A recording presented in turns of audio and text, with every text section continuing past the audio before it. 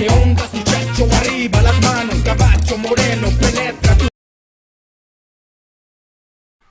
Hi guys, உங்களோட ஒரு 10 நிமிஷத்தை ஒதுக்கி இந்த வீடியோ பார்க்கறதுக்கு ரொம்ப நன்றி.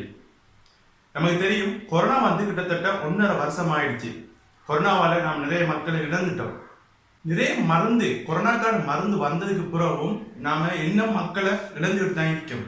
ஏன் வெக்சின் கண்டுபிடிச்சதுக்கு பிறகும் ஏன் இது நடக்குதுன்னு சொன்னா, கண்டுபிடிக்கப்பட்டிருக்கிற வெக்சின் வந்து கொரோனாக்கான கண்டுபிடிச்ச இந்த வெக்சின் வந்து கொரோனாவோட பாதிப்பை குறைக்கிறதே தவிர முழுமையா குணப்படுத்துறது இன்னும் கண்டுபிடிக்கப்படலை. ஸோ இந்திய டாபிக் கூட இந்த கொரோனாவுக்காண்டி உலகத்துல எத்தனை வகையான வெக்சின் கண்டுபிடிச்சிருக்காங்க, அதே சமயம் இலங்கை இந்தியாவில என்ன வகையான வெக்சின் யூஸ் பண்றாங்கன்னு ஃபர்ஸ்ட் ஒரு விஷயத்தை நாம புரிஞ்சு கொள்ளணும்.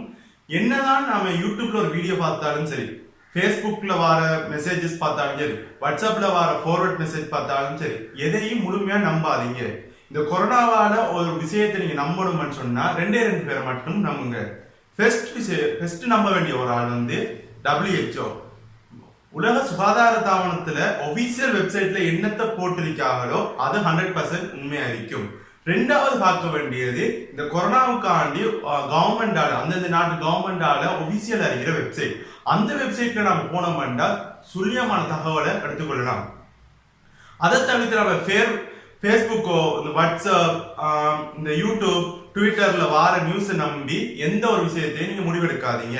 அதையும் தாண்டி உங்களுக்கு இதெல்லாம் பார்க்க கஷ்டம் என்றா உங்களுக்கு வீட்டுக்கு அருகாமையில் இருக்கிற ஒரு சுகாதார உத்தியோகஸ்தர் யாராவது ஒரு பக்கத்துல இருந்தாங்கன்னா அவங்கள கண்டக்ட் பண்ணுங்க. உங்களோட ஏரியால ஹாஸ்பிட்டலை கண்டக்ட் பண்ணுங்க. அதை தவிர்த்து சோசியல் மீடியால மருந்து தேடாதீங்க. இந்த கோவிட் வந்து கிட்டத்தட்ட 1.5 வருஷமா போயிட்டு என்னென்ன வெக்சின் கண்டுபிடிச்சிருக்கா நான் தேடி பார்த்த வரைக்கும் இதுவரைக்கும் 16 வகையான வெக்சின், 16 வகையான நிறுவனங்கள் 16 வகையான வெக்சினை கிட்டத்தட்ட சராசரியா உருவாக்கியிருக்கு. அதாவது 16 வகையான வெக்சின்கள் உலகளாவிய ரீதியில நாடுகளுக்கு பாவிக்காக. 2வது கேள்வி, இலங்கையில அடுத்தது இந்தியாவில என்ன வகையான வெக்சின் பாவிக்காங்கிறது. அப்படி 16 வகையான வெக்சின்ங்கிறது ஒன்று Pfizer, அடுத்து Moderna, BBIBP-CorV, அதாவது நாம இப்ப சொல்ற சினோஃபார்ம் சொல்ற அந்த வெக்சின், அடுத்தது CoronaVac, Covaxin, WIBP-CorV, CoviVac, Minhai-Kangtai, QazVac, Sputnik Light, Sputnik V, அதாவது Sputnik என்று சொல்றது ரஷ்யாவுக்கு சொந்தமான ரஷ்யா நிறுவனங்கள் கண்டுபிடிச்ச ஒரு கோவிட் வெக்சின். அடுத்தது ஆக்ஸ்போர்ட், அதாவது உலகத்திலேயே இந்த வெக்சின்களுக்கு இடையில மிகவும் கொஞ்சம் ஆக்ஸ்போர்ட் நிறுவனம் கண்டுபிடிச்ச வெக்சின் வந்து அதிகமா பாவிக்கப்படுது. ஆக்ஸ்போர்ட் AstraZeneca சொல்றது, அதாவது இந்த வெக்சின் தான் நாம இப்ப அதிகமா நாட்டுல பயன்படுத்துற கோவிஷீல்டு சொல்றது. அதாவது ஆக்ஸ்போர்ட் வெக்சின்ற இந்திய வெர்ஷன், அதாவது இந்தியாவில தயாரிக்கப்படுற அந்த வெக்சின் பொதுவான பேர் வந்து கோவிஷீல்டு. அடுத்தது ஜான்சன் அண்ட் ஜான்சன், கோவிடேசியா, EpiVacCorona, RBD-Dimer, அடுத்தது நோவாவேக்ஸ். இப்படி கிட்டத்தட்ட ஒரு 16 வகையான வெக்சின் வந்து இந்த உலகத்துல பரவலா பயன்படுத்திட்டு இருக்கு. சரி, இந்த வெக்சின் நாம இப்ப யூஸ் பண்றதால கொரோனா முழுமையா நம்மளோட உடம்பை விட்டு பெய்த்திருமாண்டா இல்ல. இது வந்து கொரோனாவை தடுக்குது அல்லது கொரோனாட வீரியத்தை என்ன செய்யுது, குறைக்குதுன்னு சொல்லப்படுது. ஏனென்றா இப்ப ஒரு ஆளுக்கு கொரோனா வார வீதம் வந்து இவர் ஒரு வெக்சின் எடுத்தவரா இருந்தாருண்டா அவருக்கு கொரோனா வார வீதத்தை விட வெக்சின் எடுக்காதவரை விட வெக்சின் எடுத்த ஒருத்தருக்கு கொரோனா வார வீதம் குறையரிக்கும். குறைஞ்சது 100 அது 90-70% குறையரிக்கும். சோ அடுத்த கேள்வி நம்மகிட்ட எழும்புறது, இலங்கையில என்ன வெக்சின் யூஸ் பண்றாங்க? இலங்கையை பொறுத்த வரைக்கும் இலங்கையில இந்த ஹெல்த் சம்பந்தப்பட்ட இந்த கோவிட் சம்பந்தப்பட்ட இதை பார்க்கிறது ஹெல்த் ப்ரொமோஷன் பியூரோ அல்லது தொற்றுநோய் விஞ்ஞான பாதி தான் இலங்கையில இந்த கோவிட் சம்பந்தப்பட்ட விடயங்களை கவனிக்குது.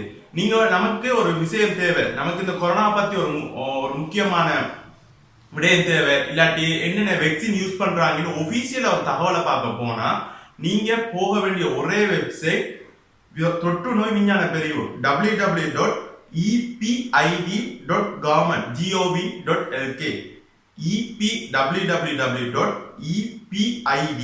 www.epid.gov.lk தொற்றுநோய் விஞ்ஞான பிரிவு.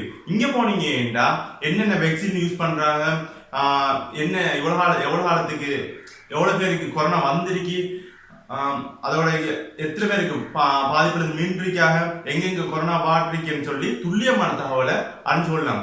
நான் தேடின வரைக்கும் கிட்டத்தட்ட இலங்கையில 5 வகையான வேக்சின் யூஸ் பண்ணப்படுது பரவலா. ஒன்று Pfizer, முதலாவது சொல்ற Pfizer சொல்ற இந்தியாவோட வேக்சின், இதுக்கு அனுமதி கொடுத்திருக்காங்க. ரெண்டாவது பொதுவா எல்லா நாட்டிலும் யூஸ் பண்ற AstraZeneca ஆக்ஸ்போர்ட்டோட கோவிஷீல்டு வந்து இந்தியாவில் தயாரிக்கப்படுற அந்த வேக்சின் வந்து இலங்கையில பரவலா யூஸ் பண்ணப்படுற ஒரு வேக்சின். அடுத்தது ரஷ்யாவோட ஸ்புட்னிக் 5 இப்போதைக்கு பாவிக்கப்படுது இலங்கையில. அடுத்தது முக்கியமா இன்றைக்கு தகவல் படி ஜப்னால இந்த வேக்சின் யூஸ் பண்ணப்பட்டிருக்கு. சினோஃபார்ம் சைனாட, அதாவது BBIBP-CorV சொல்ற அந்த சினோஃபார்ம் பொதுவான பேர், அதாவது ஒரு வர்த்தக பேரும் இருக்கும், அதே சமயம் கண்டுபிடிப்பு பேரும் இருக்கும். வளமே எல்லாருக்கும் தெரிஞ்ச இந்த சினோஃபார்ம்ங்கிற அந்த கோவிட் வேக்சின் வந்து அது இலங்கையில யூஸ் பண்ணப்படுது. அடுத்தது கோவிஷீல்டு ஆக்ஸ்போர்ட்ல யூஸ் பண்ணப்படுற அந்த வேக்சினும் பாய்க்க முடியும். அதுல இந்திய வேர்ஷனான கோவிஷீல்டும் இலங்கையில பாய்க்கப்படுது. சோ அடுத்த விஷயம், இந்தியாவை பொறுத்த வரைக்கும் இப்ப இலங்கையில இத்தனை பாய்ச்சாலும் அப்ப இந்திய மக்கள் என்ன பாய்க்காங்க? ஏன்னா இந்தியா தான் நிறைய நாட்டிற்கு, அதாவது இந்த கோவிஷீல்டு எல்லாம் இந்தியாவில தயாரிக்கப்படுறது. அடுத்த Pfizer சொல்ற இந்த வேக்சின் எல்லாம் வந்து என்ன செய்யும்டா இந்தியாவில தயாரிக்காங்க. அப்ப இந்தியாவில இருந்து நிறைய நாடுகளுக்கு போகக்குள்ள இந்தியா பெருமக்கள் என்னத்தை பாய்க்கா, என்ன வேக்சின் அதிகமா யூஸ் பண்றாங்கன்னு கேட்டா இந்தியா பொறுத்த வரைக்கும் மேஜரா ரெண்டு வேக்சின் யூஸ் பண்றாங்க. ஒன்று கோவிஷீல்டு, அடுத்தது கோவிவேக்சின். இந்திய மக்கள் அதிகமா யூஸ் பண்ற 2 வேக்சின். இப்போதைக்கு ரஷ்யாவோட ஸ்புட்னிக் 5க்கும் இன்னும் வாரத்துக்கு நிறைய பேர் வெயிட் பண்ணிட்டு இருக்காங்க. அது வந்து பாவிக்கிறதுக்கு இல்லாத ஆட்கள் என்ன சொல்றாங்கன்னா கோவிஷீல்டு அல்லது கோவிவேக்சின் அதிகமா யூஸ் பண்றாங்க. இப்ப இன்னொரு கேள்வி மக்கள்கிட்ட இருக்கிற ஒரு கேள்வி, இந்த வேக்சின் போடுறதால நமக்கு கொரோனா வராம விடுமா? சோ நான் தான் மருந்து போட்டுட்டேனே, அப்ப எனக்கு என்ன இது வராதா, கொரோனா வராதான்டா? அப்படி இல்லை. இந்த வேக்சினோட அர்த்தம் உங்களுக்கு கொரோனா வர வீதத்தை குறைக்கும், இல்லாட்டி ஒரு குறிப்பிட்ட அளவு பாதுகாக்கும். ஏன்னா 100% இந்த கொரோனாவை அழிக்கிற மருந்து இல்லை. ஏன்னு சொன்னா ஒரு முகக்கவசம் போடாத ஒருத்தருக்கும் முகக்கவசம் போட்ட ஒருத்தருக்கு என்ன வித்தியாசமோ அதுல இருந்து முகக்கவசம் போட்ட ஒருத்தருக்கும் வேக்சின் போட்டுக்கிட்ட ஒருத்தருக்கும் வித்தியாசம். கட்டாயம் நீங்க வேக்சின் போடணும்னு சொன்னா என்ன பொறுத்த வரைக்கும் உங்களுடைய ஏரியாவில் உங்களுக்கு வேக்சின் வருதுன்னா கட்டாயம் போட்டுக்கொள்ளுங்க.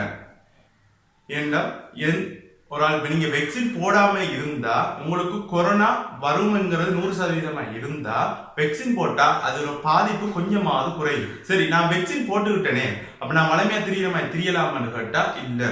நீங்க என்ன வேக்சின் போட்டாலும் ஒரு பாதுகாப்பா இருந்தாகணும். அது உங்களோட நோய் எதிர்ப்பு சக்தியை கூட்டி உங்களோட இன்னும் கொஞ்சம் பாதுகாப்பா இருக்க உதவும். அதே சமயம் வேக்சின் பாய்க்கிற வேக்சின் வந்து கிட்டத்தட்ட 2 டோஸ், அதாவது ஒரு வேக்சின் போட்டாங்கன்னா உங்களுக்கு அடுத்த வேக்சின் ஒரு மாசம் கழிச்சோ இல்ல குறிப்பிட்ட காலம் கழிச்சோ போடுவாங்க. அப்ப அந்த காலம் 2 வேக்சின் போட்டதுக்கு பிறகுதான், கிட்டத்தட்ட தடுப்பூசி அந்த போட்டதுக்கு பிறகுதான் உங்களுக்கு முழுமையான ஒரு பாதுகாப்பு கிடைக்கும்.